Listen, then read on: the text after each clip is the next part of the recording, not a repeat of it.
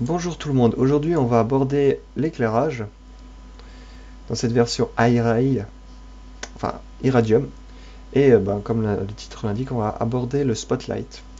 Tous les détails, tous les paramètres, on va les voir un par un et voir à quel point il impacte et dans quel sens.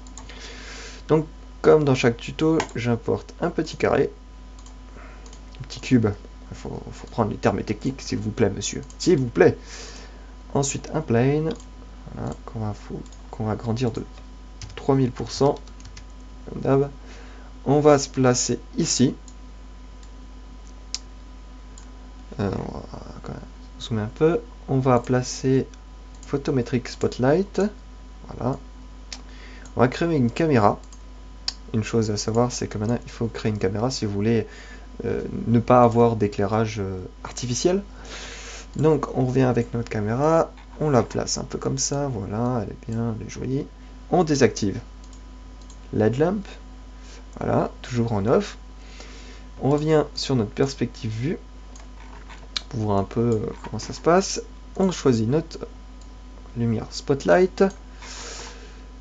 On peut passer maintenant en caméra, puisque maintenant on va passer dans les paramétrages. Donc on peut aller soit l'onglet paramètres qui regroupe à peu près tout, tous les autres onglets, voilà, vous pouvez accéder aux éclairages, aux paramétrages, mais bon, voilà. C'est un peu plus clair si vous passez directement dans l'onglet éclairage. Donc, quelque chose à savoir, c'est qu'il y a certains paramètres qui ne fonctionnent pas du tout. Par exemple, je prends ce menu, Shadow, ne fonctionne absolument pas. Que vous mettez None, Deep Shadow ou Ray Trace, il n'y aura aucune différence. Voilà, vous pouvez choisir là, paramétrer la puissance de l'ombrage, enfin plutôt le, comment dire, softness, je sais pas comment on dit ça en français, enfin bref, vous avez à peu près compris pour ceux qui l'utilisent. Ça n'a aucun impact, vous pouvez être 100% ou 0, il n'y aura aucune différence. Pareil pour l'intensité, 0, là pareil. Ici nous passons directement en light et on va passer maintenant avec l'éclairage Nvidia et je vais juste désactiver. Voilà, ici on va mettre Scene Only. On va mettre, allez, ça impactera pas grand chose, mais bon, on peut toujours le mettre. Voilà, au moins on se dira, oui, ça impacte quelque chose. Nvidia Array, voilà. Donc, on a notre éclairage. Voilà, vous avez d'ombrage, alors que, comme je vous ai expliqué, ben, il n'y a aucun ombrage en théorie. Voilà, none. Mais il y en a quand même. Voilà, donc, soit Daz sont en train de bosser pour relier les paramètres relier les paramétrages entre le programme et le moteur de rendu, ou alors ils vont complètement modifier la façon dont les paramétrages se présentent, ou alors peut-être ils vont les supprimer tout bêtement. Ça reste à voir. Comment ils vont se démerder. Donc nous avons ici Light. Alors il y a certains paramètres qui n'apparaissent pas dans ces deux-là, donc soit vous rentrez là-dedans et vous aurez certains trucs ou pas. Illumination, il y a juste Off et On qui fonctionnent. Off, ben vous vous en doutez, ça éteint tout, et On, ça me met en marche le tout. L'éclairage de couleur, vous pouvez bien évidemment choisir, voilà, vous pouvez mettre la couleur que vous voulez, donc on va s'amuser, on va mettre du cyan, bien pétant. Peut-être pas cyan, non, on va mettre du beau bleu.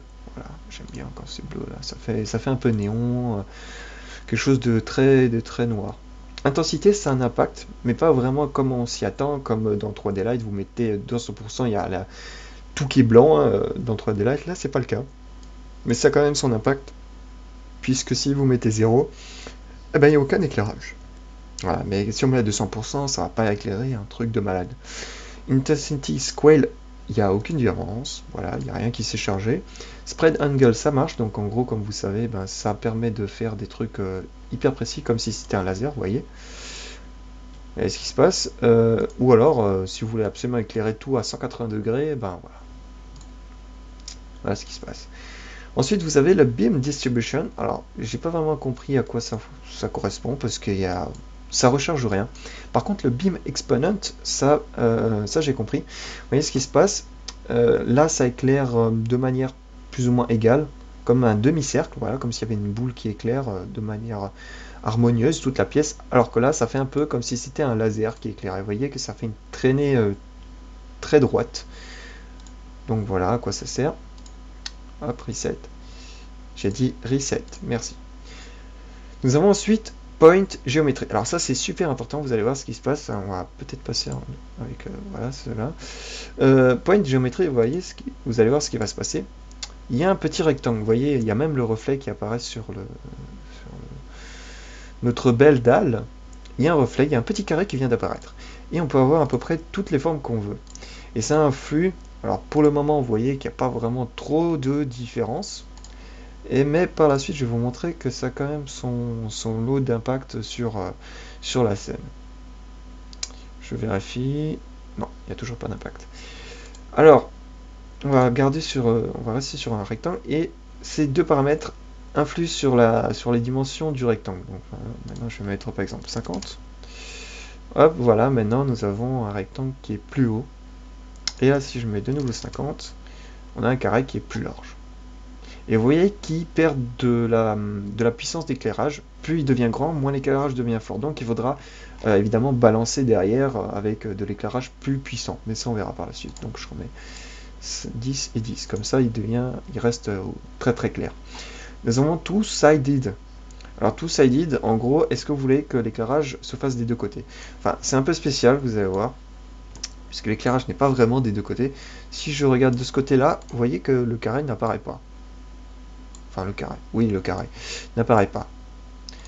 Maintenant, si je fais tout sided, et que je reste sur le bon côté déjà, ça serait bien. Alors, il me le montre pas. Il faudrait que je prenne plutôt un cylindre. Et que... Alors, on va désactiver cette option. Regardez bien à cet endroit. Bon, ici ça se voit mieux parce qu'il y a toutes les lignes qui passent par-dessus, donc c'est un peu brouillon.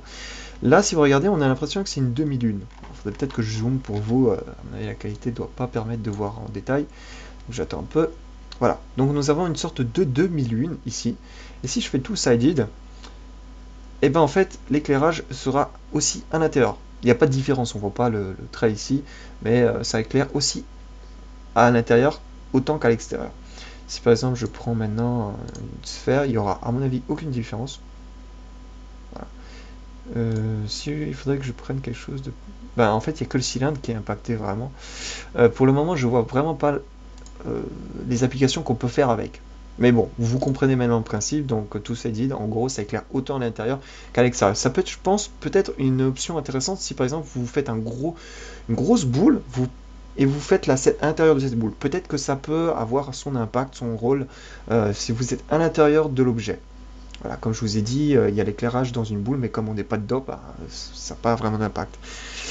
Donc voilà, nous avons render emitter. Alors qu'est-ce qui se passe, c'est qu'en gros, votre forme que vous avez appelée avant, eh ben, elle n'apparaît plus ici. Si maintenant je fais on et que je fais un rendu, cette forme va être dans le rendu. Donc en gros, c'est comme si j'avais une forme géométrique et que je lui avais demandé de faire un éclairage. Mais là, voilà, elle apparaîtra en tout cas dans le rendu. Et son ombrage aussi. Et si je fais ça, il y a juste son ombrage qui va apparaître dans le rendu. Ensuite, nous avons le classique flux. Donc ça, c'est pour régler l'intensité. Donc maintenant, si j'ai mis 500. Si je mets 5000, donc ouais, les valeurs sur iRay sont extrêmement grosses. Hein, vous pouvez très largement arriver, devoir arriver aux millions pour avoir un éclairage qui vous intéresse. Donc ne vous étonnez pas si vous foutez des chiffres complètement astronomiques. Non, toi tu viens là. Donc, si maintenant je m'amuse, je fais 1 million. À mon avis, ça va exploser. L'éclairage, voilà, boum. Là, ça pète de tout feu. Nous avons notre éclairage et la température que je vous ai déjà expliqué dans un autre tuto. Ça rajoute plus un truc d'ambiance, une impression. Ça joue sur les sentiments. Donc là, je suis tout à droite. Voilà, pour faire simple, je suis tout à droite et c'est des températures très froides. Étant donné que j'ai déjà du bleu, ça se rapproche déjà du froid.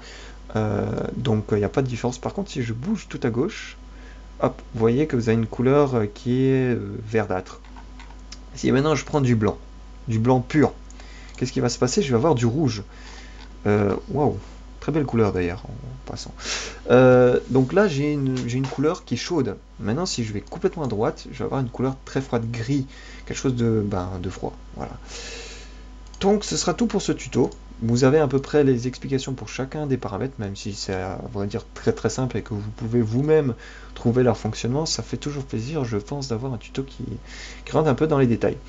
Je vais faire un tuto que je vous invite à voir sur le point flight, qui sera pas vraiment très différent, complémentaire plutôt, et qui traitera aussi d'un point novateur, d'une option qui vient de se rajouter grâce à IRA, qui est l'éclairage IBL, si je ne me plante pas. IES, IES, voilà, je dis des conneries, IES. Un éclairage très particulier et que, à mon avis, vous allez être très intéressé. Qui va surtout vous aider, vous allez vous dire ah putain ça c'est intéressant, je pourrais le réutiliser dans ma rendu, enfin bref. Je vous conseille de voir ce tuto et lâcher un like, ça fait toujours plaisir. Et abonnez-vous pour avoir d'autres tutoriels et je vous retrouve pour d'autres vidéos.